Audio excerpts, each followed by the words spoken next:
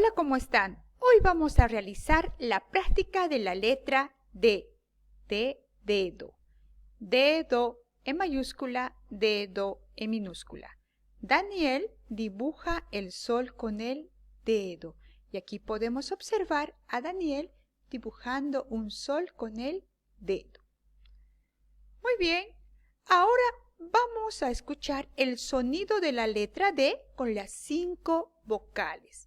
Para ello, vamos a practicar las vocales. A, E, I, O, U. La D con la A suena DA. La D con la E suena DE. La D con la I suena DI.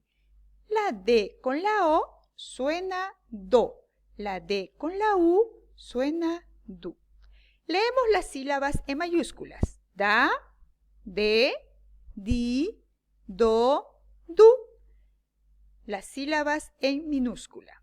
Da, de, di, do, du.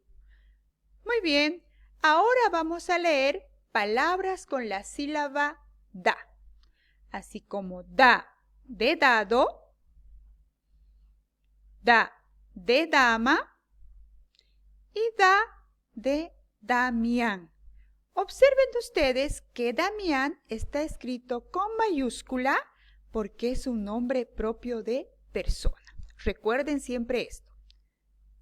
Muy bien, ahora leemos palabras con la sílaba D, así como de dedal, de delfín y de Delmira. Observen también que Delmira está escrito con mayúscula. Ahora vamos a leer palabras con la sílaba di, así como di de disco, di de diente, di de dinero. Aquí no hay ninguna palabra con mayúscula porque no hay nombre propio de persona. Ahora leemos palabras con la sílaba do, así como do de Doroteo, do de dona y do de dominó. Ahora leemos palabras con la sílaba du, así como du de ducha y du de durazno. Muy bien, ahora vamos a observar estos dibujos. Observen muy bien cada uno de estos dibujos y van a escribir nombres con la letra D. ¿Qué nombre le pusieran a este niño con la letra D? ¿A qué representará esta imagen? ¿A quién le gusta este animalito? ¿Quién ha visitado al doctor? ¿Qué nombre tendrá este animalito que empiece con la letra D? ¿Qué nombre le pusieran a esta niña que inicie con la letra D? ¿A quién le gustan los dulces?